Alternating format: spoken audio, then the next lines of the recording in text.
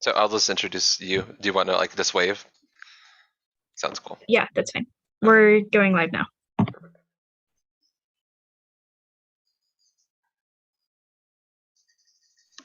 Cool.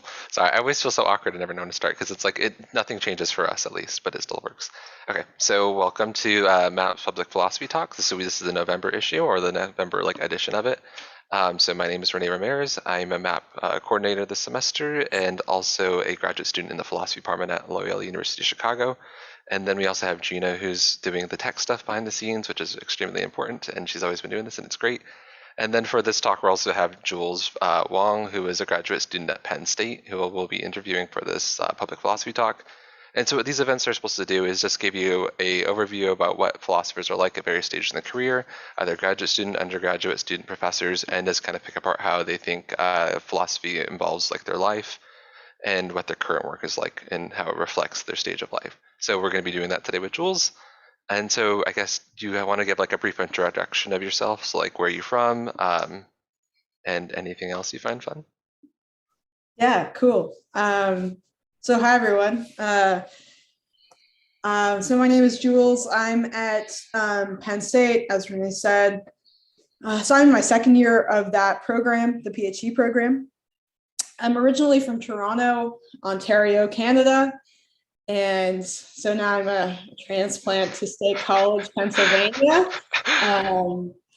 which is, if you don't know, right in the middle of this very rectangular state. So I work in social and political philosophy. I guess we'll get to my more specific research interests later. But I'll say, especially for people who are like, consider, watching this or will watch this, I think my one of the weirdest things about getting to grad school and being at this stage in my career is like, I feel like my research interests have changed hugely, but they also haven't. There's this interesting common thread, which is on some level nice because I feel like, oh yeah, when I was applying to grad school, I did kind of know myself.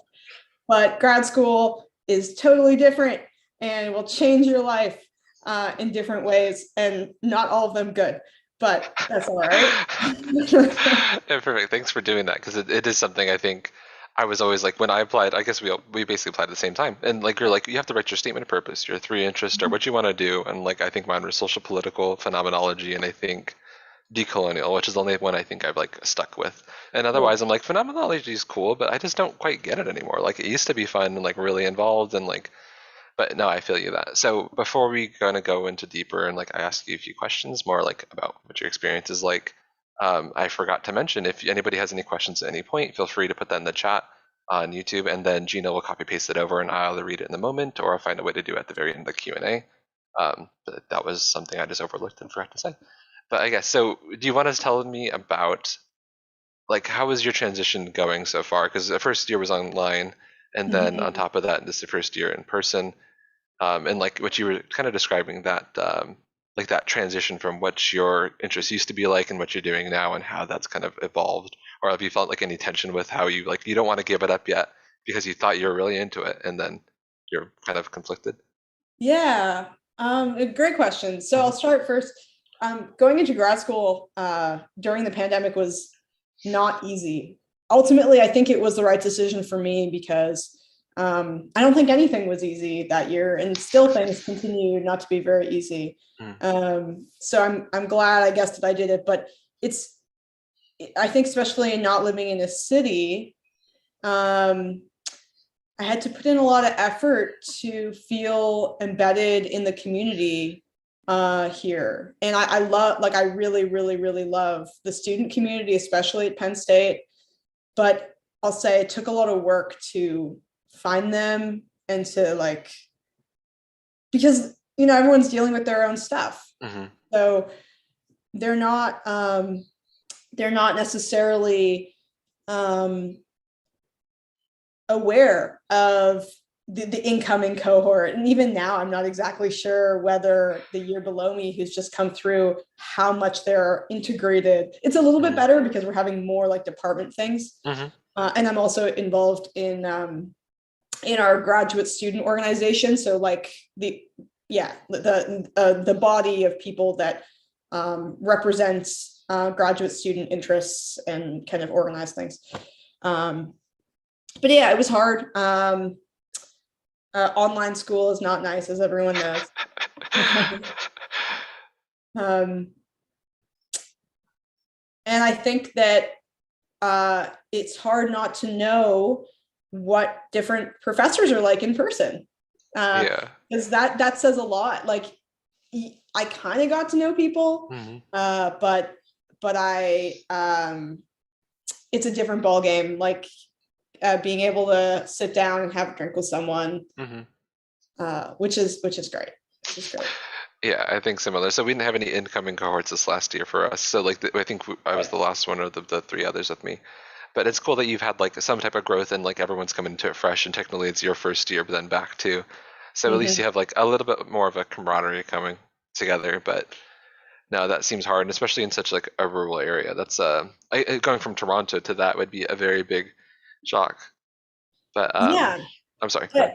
No, yeah, it was. It's a really beautiful part of the state, though. Very, very hilly. So great hiking, great outdoors life. I have a car, so like I think it's much better to be here with a car, because then you can get around. And if you don't have a car, you have to make friends with someone who has a car. So being mobile is like the key to living there. Okay, that's cool. Definitely, yeah, absolutely. I remember the one time we visited, so we actually, a little bit of backstory. So the way we met was through Pixie, which is one of the like summer programs that they do is like diversity initiatives. I think they're technically classified, or like summer workshops. And this one's the one by Penn State, which is Philosophy and Inclusive Key, Summer Institute for the SI. But we went the same summer, and that's where we met. And basically for the past public philosophy talks, I've been moving through my friends, which has been awesome because I get to talk to y'all. But I think the time, or maybe it wasn't that summer, but we went for cusp in the fall, and I got to see for the first time trees changing color. So I know like as you fly in, there's like pretty much all forest, and there was like all yellow and red, and it was pretty amazing. But I guess you're kind of getting to see that again this year. But did you move for the first year online as well, or did you just move for the in-person? No, yeah, I moved last year. So I've already been here for a while. Okay, exciting. So at least you're like somewhat acclimated again. And cool. And then how was your so you mentioned your interest changing a little bit, and just like was it in part just because like the education that you think like you received in undergrad was different, or is it just like do you think it's how your ideas or like the way you're thinking of things are maturing, or is it just that what you're exposed to now? Has like that been the main change, or is it just the way you're kind of working through stuff? So I think that at the end when I was applying to schools, coming from U of T, which is supposed to be some kind of interdisciplinary, or like, not interdisciplinary, but just straddling analytic and like bridging analytic and continental worlds. Pluralist, yeah. Pluralist, exactly. I was already kind of trending. I was already walking the line, and that made applying very hard, because you kind of have to pick, and I didn't really pick, and I still haven't really picked, but Penn State is a great department, it turns out, for someone who hasn't picked, because I think we have such great strength in both methods, styles, especially if you like philosophy of gender, philosophy of race, decolonial philosophy, stuff like that. So when I was applying, I think I just didn't really have a good sense of how divided the discourses can be, and how the literatures are different too.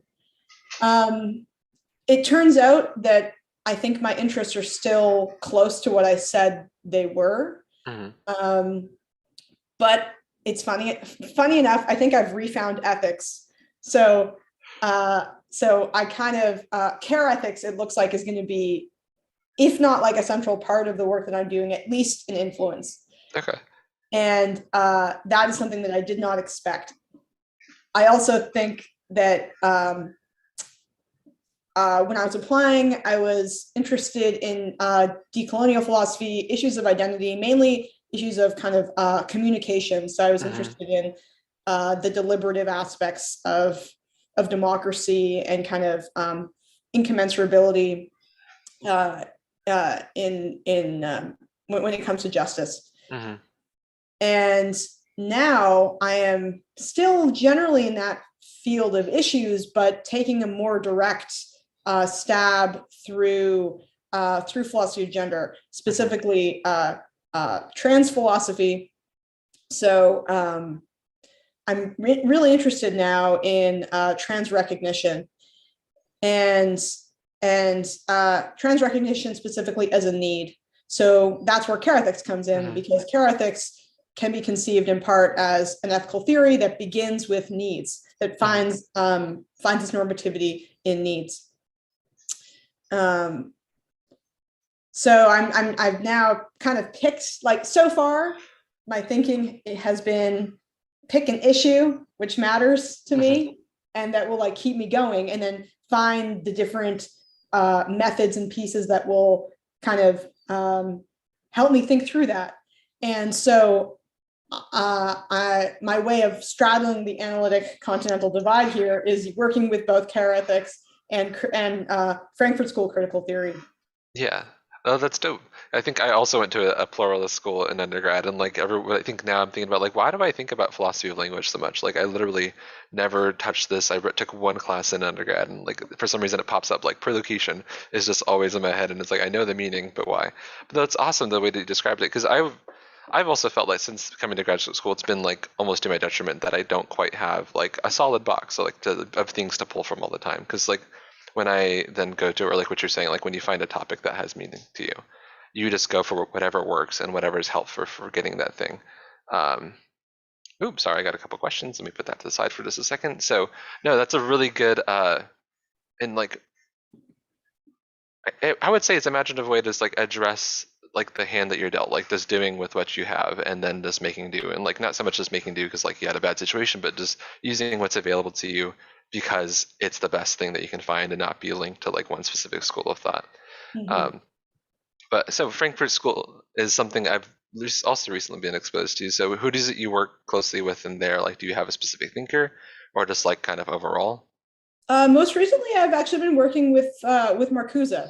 Oh, okay. When I first got introduced to the Frankfurt School, like I did this. It was through actually Jewish philosophy in particular. So the Jewish response to the crisis of modernity, and so that took me through like the classical sociologists like Zimmel, and then into centrally Adorno and Horkheimer. And I still really like the work of Adorno and Horkheimer. And also, I actually then skipped. I really like some of the contemporary work in critical theory. So Rahel Yegi's book on critique of forms of life, it has been extremely influential. But now I think Marcuse is going to be a central figure for me, because Marcuse explicitly formulates a needs-based critique of what he calls advanced industrial society. So for him, it's close to a classic Marxist, like a Marxian critique based on ideology. So, you know, if you accept some kind of basic idea that people are under ideology, then one of the things they're going to be mistaken about or have false conscience about is their needs. And of course, Adorno and Horkheimer would exactly agree in their formulation of the culture industry, in that it implants kind of these false needs. But I am interested in the attention that Marcuse gives to needs specifically. Okay, that's interesting. And then in turn, you said then turning to care ethicists to kind of dissect what those needs mean, and then how those would then play into like an ethical or political state. So who is it you're then using for that side of like the conversation? Yeah, so in care ethics, well, my own professor, Sarah Clark Miller, has been very influential. She's an interesting care ethicist because she brings Kant into the picture. So at its beginning, as I understand it, care ethics was kind of about bringing in the care work and the moral dimension of care work. And so almost like saying, it actually began with the basic conviction that this divide of public and private does a huge disservice to people who are like notably women and other caregivers who are working in the private.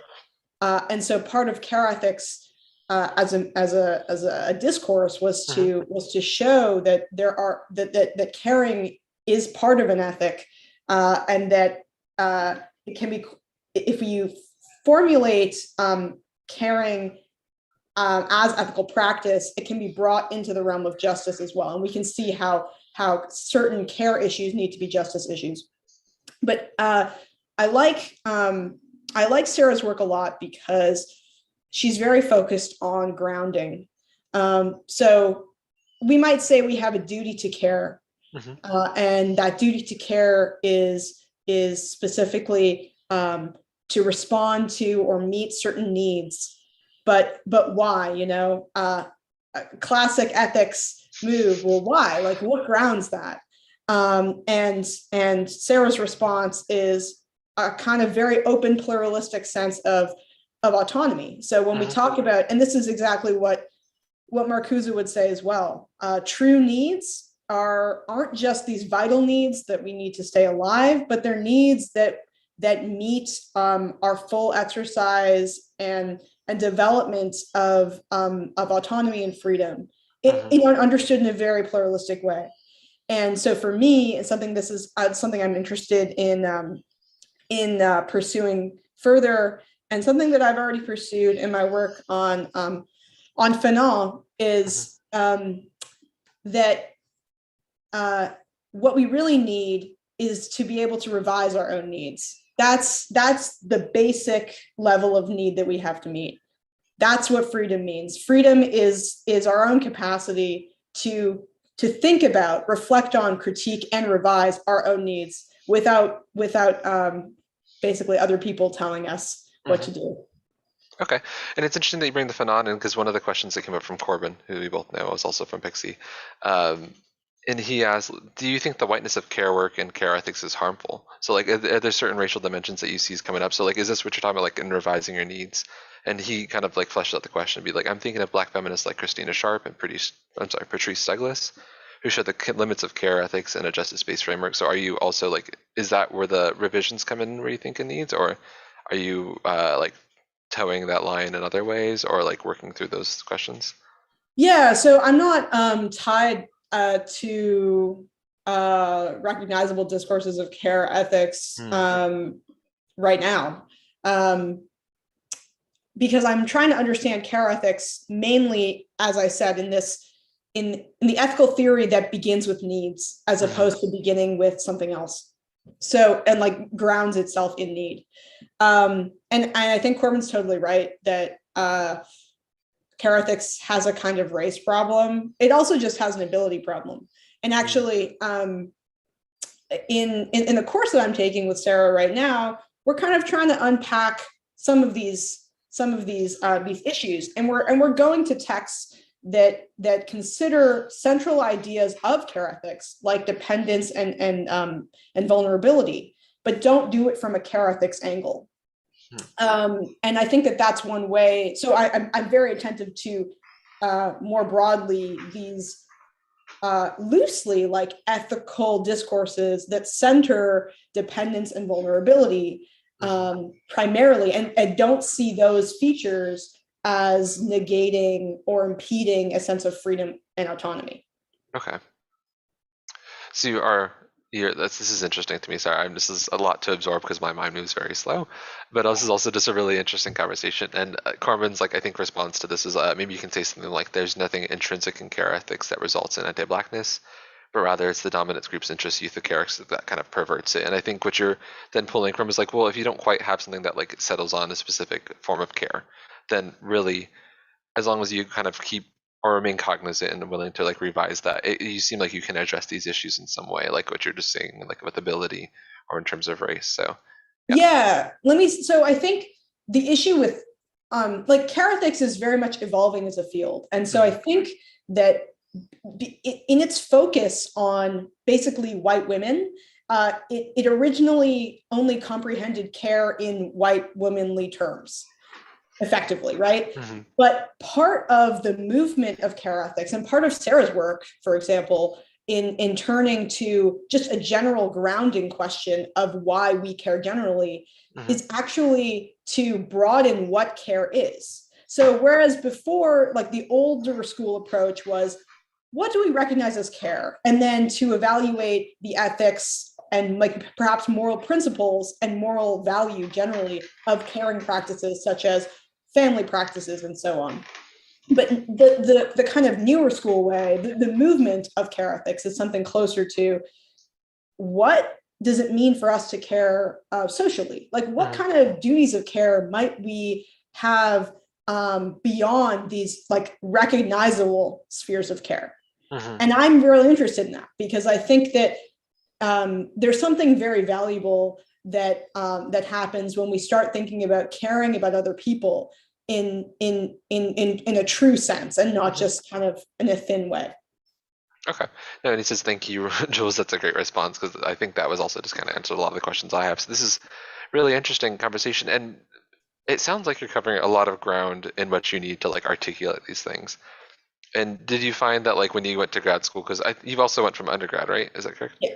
So did you feel like now that you're like your sense of what you knew is also being challenged and revised and like you're learning to like you're having to relearn a lot of what you thought you did before in like doing this, or is it something that you felt like this is slightly off topic now that I think about it, but like do you feel that your perspective on even what you knew going into and pursuing these questions has also changed?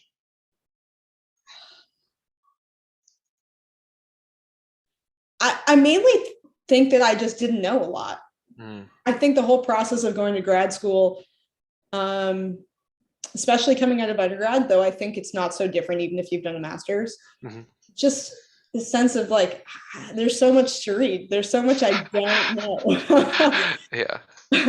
And I mean, something I've been trying to work through is like, how do I keep going, even though I know that the questions I'm asking maybe have been answered already, or like they're trivial, or I just need to read a lot. So it's this weird, it's the weirdness of really kind of knowing what you want to do, what you're interested in, but then that terrain's always shifting because you need to read more, but then you read more and things open up in different ways and things close down in different ways. And it's this very dynamic learning process. Okay, no, that's probably a good way to put it.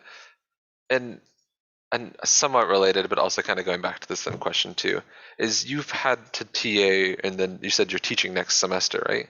Yeah. Wow, that's a big deal. Sorry, that's exciting, but also very scary. So do you, like, I guess, because to me, teaching seems like an aspect of care work. And I think now that you're engaging in this way, do you feel like these are overlapping fields, and are you giving like more attention to like pedagogy and how you want to conduct yourself in the classroom, and I guess how you're structuring it? Is this like, I guess, do you see them as overlapping? And then what do you find fruitful about so much of like the teaching experience that's like helping you learn and like work through this stuff as well? Yeah, no, I think you're totally right. That I would like teaching to be a kind of care work. And I think if it's done well, it can be, especially because, so I'm teaching gender matters next year and like next term, which is basically a philosophy of gender course. It's usually just about, I think, politics and culture, but I've chosen to design it largely to focus on the ontology of gender. And so that is like heavy. It's heavy because it's like an intro level. It's barely a philosophy course where I'm going to have, I think, no philosophy majors probably, but in designing the course, it's actually an aspect of self-care because Being genderqueer, like it's important for me to be able to teach this kind of stuff. It's important for me to face the kind of anxiety, existential anxiety that ontology of gender can bring up, and work through it and learn from it, because I care a lot about it, even if it scares me. And then I hope it's care work for my students insofar as I create a classroom environment that is non-dominating and open, and allows them to kind of think about themselves and their views carefully, but also to introduce them to a set of questions that will like change their lives and change how they think about the world. But of course, always with a kind of support. Yeah, no, that's super interesting. And I've thought a lot about teaching recently because as a TA, I also have to, but I'm like scared to death of it. And like I used to be like, I'm like, I think I could publicly speak, but like now I have trouble talking like a little bit louder than a whisper. And I don't know exactly what it is, but it's interesting that you're thinking through this. And like I think what you said about like self-care, so it being a way that it's not so much self-searching, it doesn't sound like, but it's more like being willing and educating yourself to the ways that you feel comfortable and confident and willing to explain this to people who literally have like no education on the field. And especially because you said it's elective class, so like no majors go into there for the most part. So that's its own challenge and like a hurdle, because not only is thinking through philosophy hard enough and getting people interested in it, but then into a degree where it's personal and I guess partly tied to the material of just like you want to do this well, you want them to be interested and engaged because these questions matter to you, and you also want them to matter. And I think that's like a huge hurdle. And you brought this up a little bit beforehand. I kind of want to get into a little bit more. Is like you're recently talked about like organizing a roundtable about transphobia in the classroom. So I was willing to like share a little bit, like I think how the project started, and then how you're engaging with it and what you're going to be doing moving forward with this. Definitely, yeah. So I right now I'm TAing for a class called Love and Sex, and of course part of that course handles basically transphobia. And as part of the course, the students have to write a little like question reflection each week. And on the week that we covered transgender issues and transphobia, we got a lot, like my co-TA and I got a lot of, not a lot, but enough transphobic resistance. And I was, it was tough because when you receive this kind of transphobia in an academic work, on some level, it's honest academic work insofar as they're taking some tools from the course and they're trying to formulate this philosophical question, and I think I accept on some level that people will have questions about what it is to be transgender and like what's at stake, and yeah. So I never like to have a huge knee-jerk reaction, especially as an educator. I think, unfortunately, we kind of have to keep some kind of diplomacy and stay charitable readers as far as possible. But luckily, I have the training in philosophy of gender to be able to respond, I think, carefully to people who are transphobic or being expressing transphobic views. But I thought, as I was grading these things, as I had to formulate these careful questions, it was very these careful comments. Sorry, is very hard not to formulate a bad comment, be too aggressive, be too diplomatic. I really just wanted to not answer. I wish that there were some kind of way to just not have to face this challenge, not only to my like academic brain, but to my like existence. So I thought, is there like some kind of resource out there that has ready-made answers that could help this process along. And it turns out like, no, there isn't. So I thought after, commenting and going through that whole process, I thought I really want to start, I want to put the gears in motion such that philosophers, but also other scholars can have some basic responses ready for written material or in class to basic transphobic comments. And so I want people who know nothing about gender, who don't understand philosophy of gender, to understand different questions that need to be answered, that kind of create the problematic field when it comes to gender.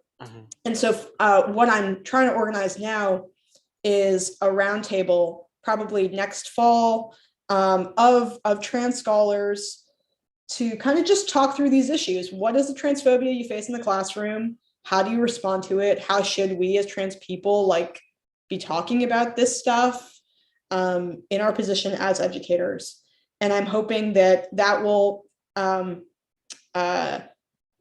create the beginnings of some fruitful answers. Okay. Yeah, and we talked about this a little bit before. I just didn't know that was a backstory. That's such an uncomfortable position to be in as as you're saying, like as an educator, you're giving grades, you're giving some evaluation feedback. You can't quite judge, but you also can't abstain some type of judgment towards that. And this is probably a very weird question, but were a lot of the questions forming was it supposed to be so much what the assignment was? It so much of they were trying to generate a question and their default was to be transphobic in those remarks and questions about the content, and that seems troubling, extremely, the fact that their knee-jerk reaction to be well, I don't get it, and that not getting it is immediate resistance and not quite working through it on some other is that the type of remarks that you're working on addressing in this? Yeah. So what they have to do in this weekly assignment is formulate a philosophical question. And because they're non-majors, they don't always know what a philosophical question really looks like, even though we tried to tell them. But yeah, for some of the questions, some of the questions were along the lines of, does effectively does how you feel determine what you are, or and so on I understand that these are real questions, and it makes sense for people to be asking them. Unfortunately, there was I think there were gradations of serious engagement with those questions. So sometimes it was a question, but really it was just a veiled transphobic opinion. Oh. Right. Yeah. So I think that's one of the toughest parts about education, that you want to be charitable and you want to try to bring out the best of what your student is giving you and telling you, and the same way you do with anyone. But sometimes what they're giving you is pretty clearly not so good. Yeah, and that's a very tough situation. It's sorry, I'm having trouble thinking through this, but it's also, you've experienced this in part of in a classroom where you're the educator. Is it also a common experience, I think, as the graduate level as well? So this is something that you think is necessarily not only to teach people that you're teaching in a classroom, but also teach others that you're on the same level with. Yeah, so that just seems something that's highly necessary that's not yet there. And it's unfortunate that then you have to do the work to make the space hospitable for yourself, despite it not already being a hospitable place to be in the beginning. Yeah. That's tough. I don't know. It's a very, I'm just probably gonna guess, but it's a bit of a shitty situation to be in, and that's unfortunate that it is. But it's also great that you're turning into such a productive exercise and getting this community going to places where you can make it productive and hopefully more hospitable at the end of this long chain. But you mentioned it briefly in the intro too. You said you're doing a community building or like department community building, and like have you found that that's been helpful to like what make it to make it more of a hospitable space for you to be in at first? So like at least on the graduate level and on the undergraduate level, like most colleges, and I think Penn State in particular is like a majority white institution. Mhm. Penn State has a very great and diverse like philosophy department, like Mhm. fortunately. So Mhm. are you building it in terms of being like interdisciplinary, or just trying to get people of like similar racial backgrounds or like racial experiences together, or different marginalized experiences? Like how is it you're doing that work? And this is in part serving that, but also how do you see it going forward to like just serving overall? Yeah, I mean, honestly, I'm still finding my footing here. I think the start, really the most basic community building that I've been doing has just been within my department. Hmm. And it's honestly there's nothing flashy or even like, yeah, nothing flashy or generous about it. I just needed people, right? Like Hmm. you move somewhere you don't know, without people that you love, and you gotta like find your people and you gotta make your people. And I think I'm just so lucky because the people here are awesome. So it's Hmm. really easy to love them. It's really easy to find people, but there's still so much work involved in doing that. And especially like, being interested in care, it's very fascinating to kind of um, like negotiate these relationships Hmm. of care and like expressing care and all that. But right now I'm actually trying to just get in touch more deeply with the trans community at Penn State. You're right that as a mainly white institution, because most of the undergrads come basically from in-state, and namely like rural Pennsylvania. So very, very white institution, white place, a lot of white students, which is definitely has its own issues. But yeah, I'm just in the process now of trying to connect with the trans communities that are here, and there's actually a lot of trans life here that I just, in part, I couldn't get super embedded into because of COVID. Um, but yeah, it's here, and I just have to put in the time to find it, really.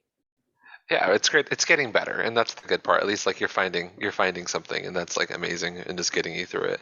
And have you found, at least as you go to graduate school and like are learning to like it before, I imagine you also remember we used to talk like we did different things apart from just going to school. Like we were real people and we did school as like an educational thing, and then as soon as we're now in graduate school, it's literally all encompassing. Your job, your life, your everything you then do is then philosophy from this point forward.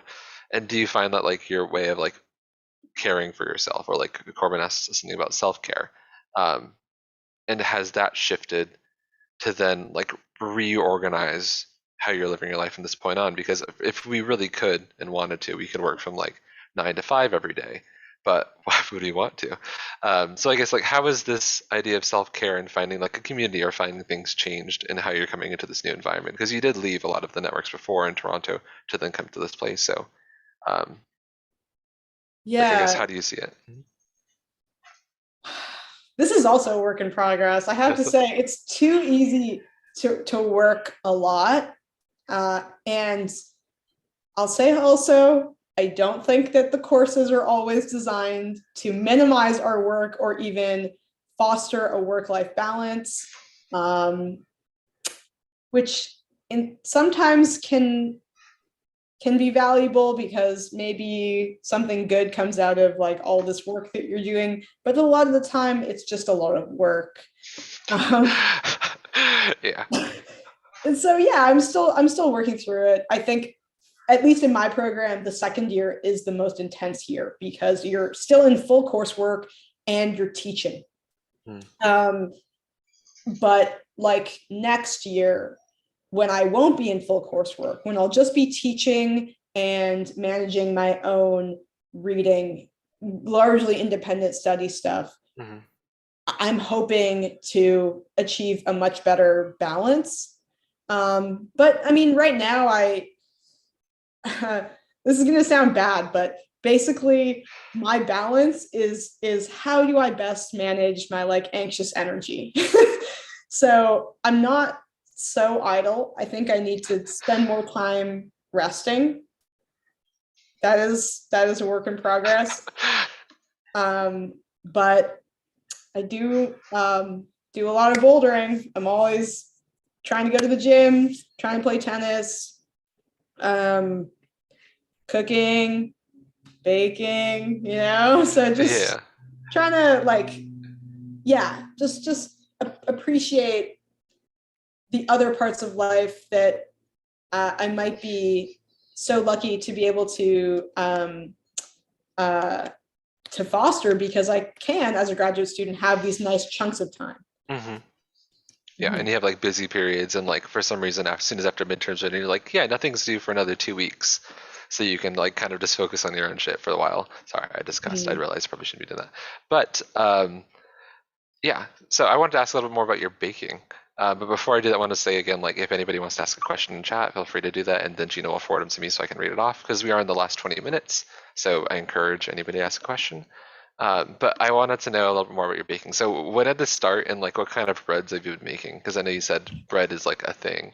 And like I know it was like a COVID trend for a bit where everyone got into sourdough, where like that was a huge run on yeast and stuff too.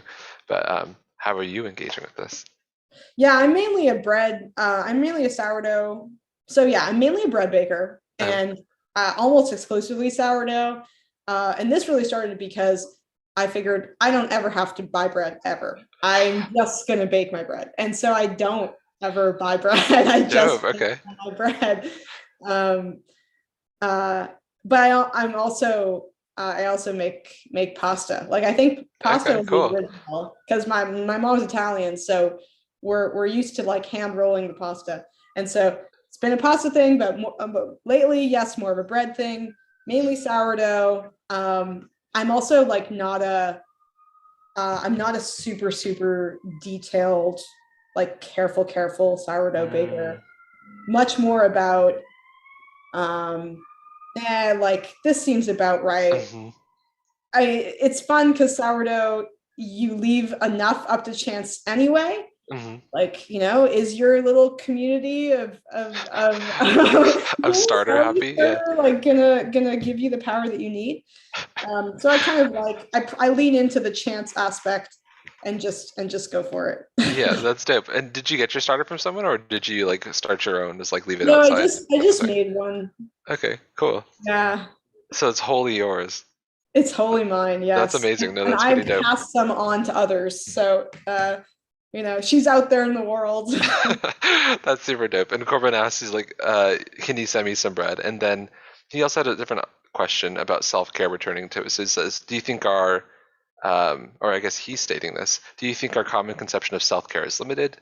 And we have examples of self-care, like things that we do alone, to like enhance our individual well-being. Do you think like that can be expanded into like this community thing, or like more of a less individualistic activity? Because like so far, I think we've talked about it in terms of a community, so it was interesting to think about it being alone. But I guess what's just your opinion on this before I talk more?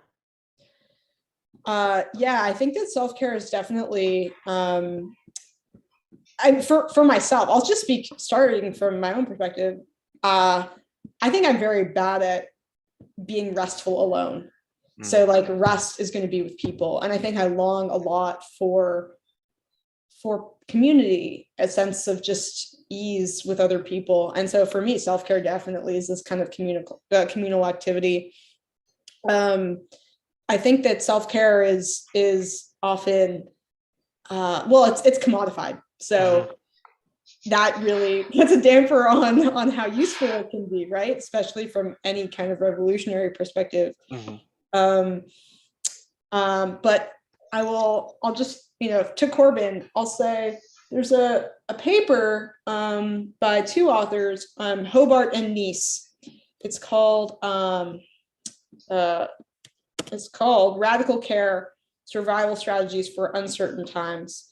And I recommend this paper. It does address self-care as a resistant activity.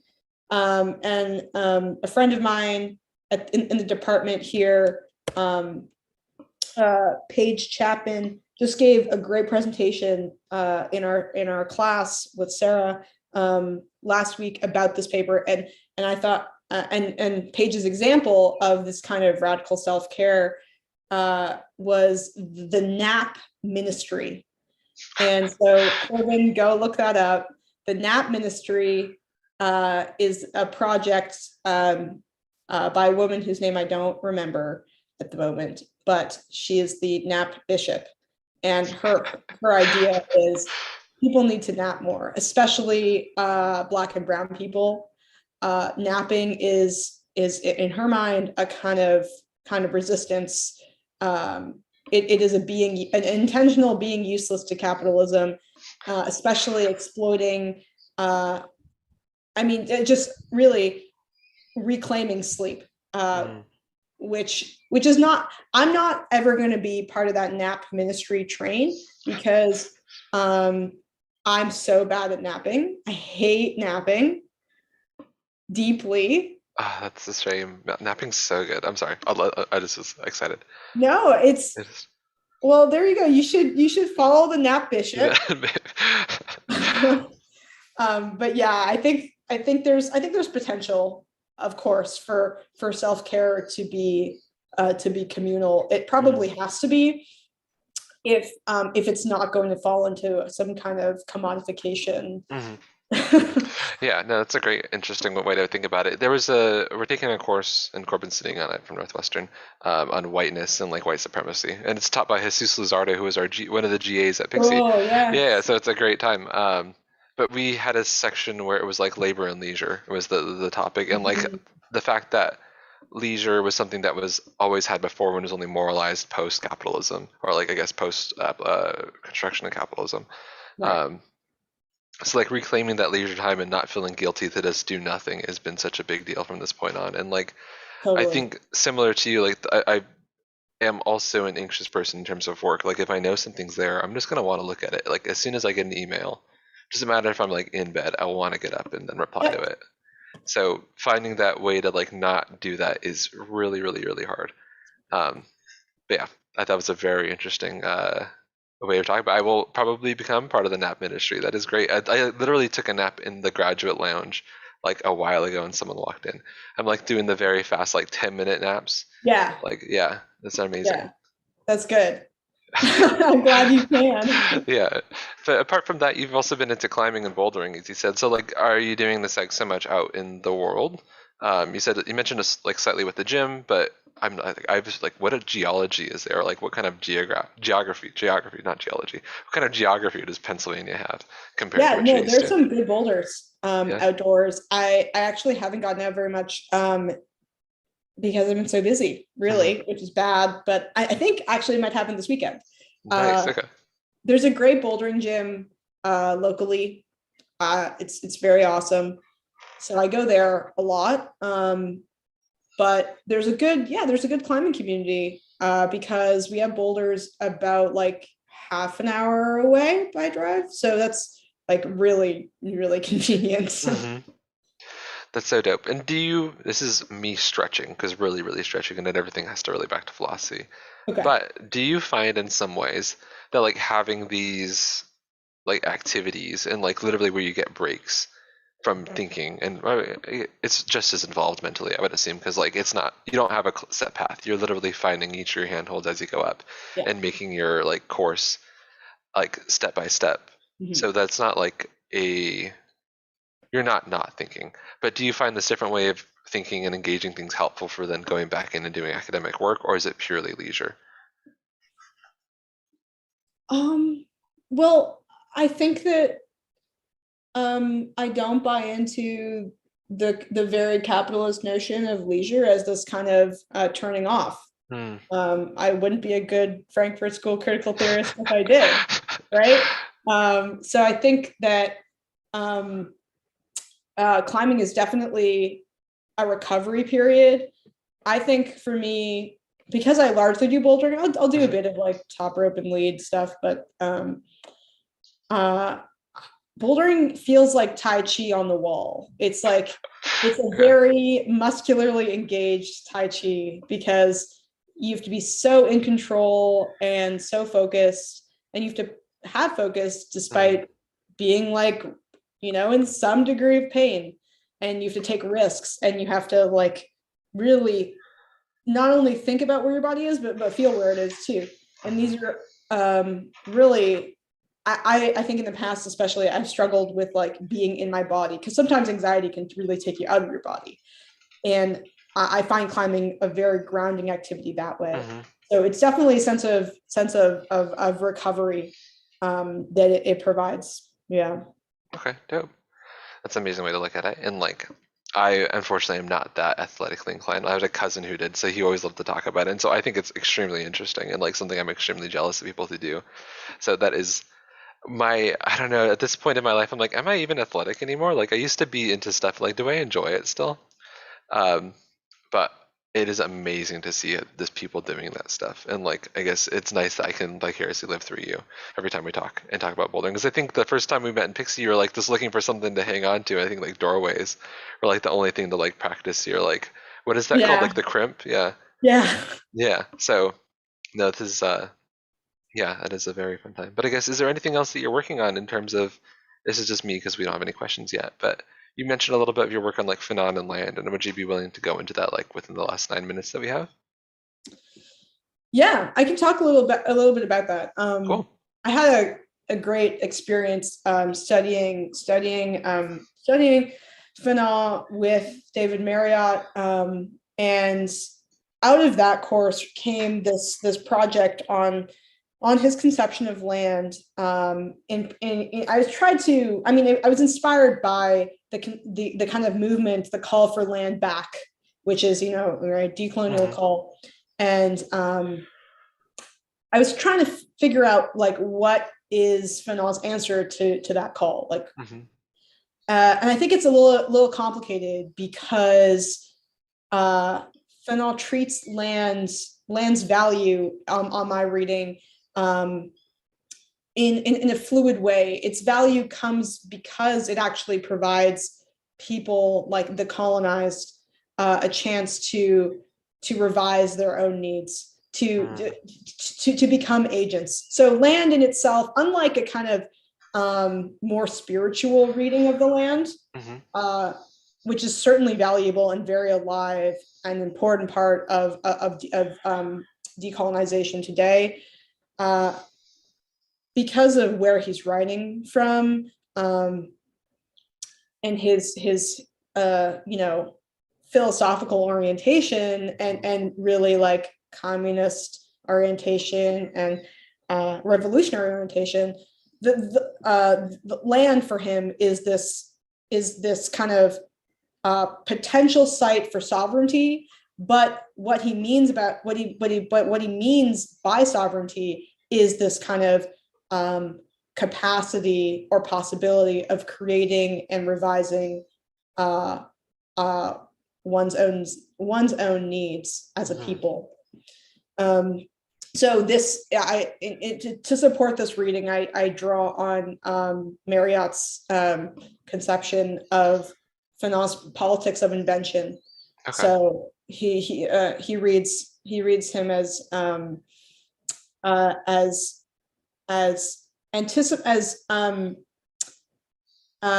deeply prefigurative, not committed to the kind of sureness of a traditional kind of dialectic view of history, or humanism. More on the, if we're going to say he's a dialectician of some kind, he's more of a negative dialectician. So I focused on the kind of the potential that the land provides. It is a platform for the people to understand themselves and to understand their own dignity in their own terms. Okay, that's super interesting. And I know that sovereignty has like been a trend. Some like one of your older works is like intellectual sovereignty, and so like I think the way you're working through this is really interesting because it's like such a politically I guess, a socially politically loaded term, and then as it comes into like this decolonial field, there's like politics of recognition, politics of rejection, and there's like all the conversations that come out around that. Yeah. So it's a very rich way to engage things, and I would never think of tying that specifically to Fanon, because although he does talk about like, and I've read books, but I've never deeply read them. I think in a class setting, I think like probably to the degree that you have. So this is like a very interesting conversation to get into. And I guess, are you going to be doing more contemporary, not contemporary work, but are you also going to be engaging in like these questions of land further? Or do you see this as being just something that you've engaged with for class and then maybe you might apply, but it's like, are you sticking with Fanon and doing that? Are you finding other accounts accessible and helpful for facilitating claims? Yeah, I think that land will not be the focus of my work immediately, but it's definitely going to linger because I'm very interested in expressions of reason in grounded ways. So whether they're kind of non-European Western, so the way we might find in various indigenous epistemologies, but also in the way that like Glissant might talk about relation in this kind of rhizomatic structure, and talk specifically about the mangrove. And I think his point there is not just like, it's a metaphor. It's not just a metaphor. That expresses relation to him. And so I can't like move away from land, but just right now I'm taking a detour through trans philosophy, and instead of looking at land, I'm really going to be focusing more on the body, which is going to, I think, only help me turn back to land in a more deep way. That's so dope.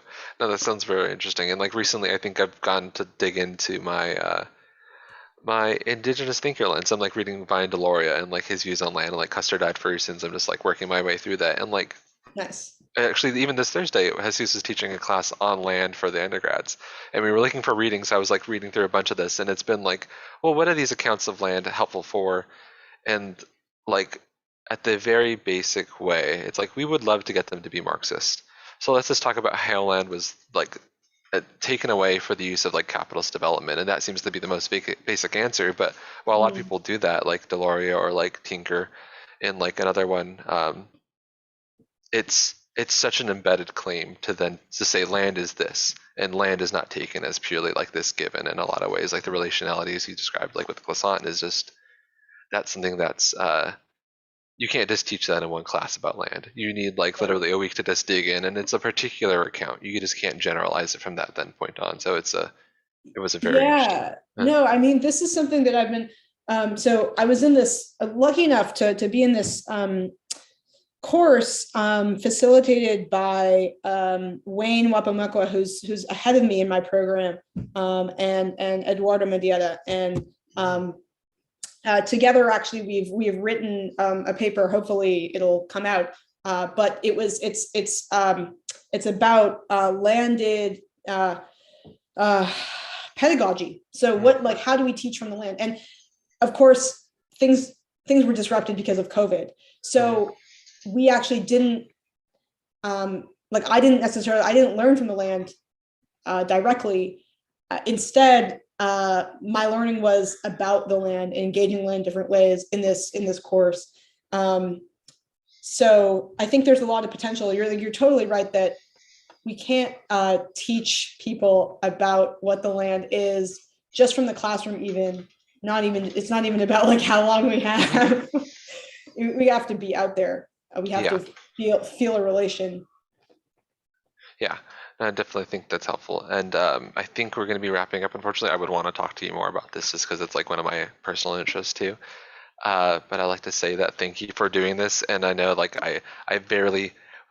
this is the first time like legit we've been able to catch up at all. So I will be bothering you incessantly from this point on probably. Totally. But thank you again for doing it. Thanks so much for talking about your interest, your work, and then like this your personal life too. It was extremely fruitful and it was a great conversation. But I guess, is there anything you want to promote in like the last minute that you've like recently been doing? I guess, are you taking submissions for your roundtable or anything like that, or just? No, stay tuned for that. It will be a hybrid event, and I think I'll make it open to non-Penn State people to attend. So I'll just once I get the ball rolling, I'll definitely send it out to you and everyone else. Yeah. Perfect. Cool. Well, amazing. And that'll be pretty much it. So I thank you again, and probably stick around for another second to wrap things up. But I would like to say that this is, again, a MAP sponsored event. So if you want to know more about minorities in philosophy, especially how it is at Loyola, you can contact me. And my email is rramirez12@luc.edu. And I am very slow to reply lately, but I will get back to you if you have a question about MAP or just want to join or just want more information. But that would be it. And so thank you for joining us for the public philosophy talk for November. And I think that's it.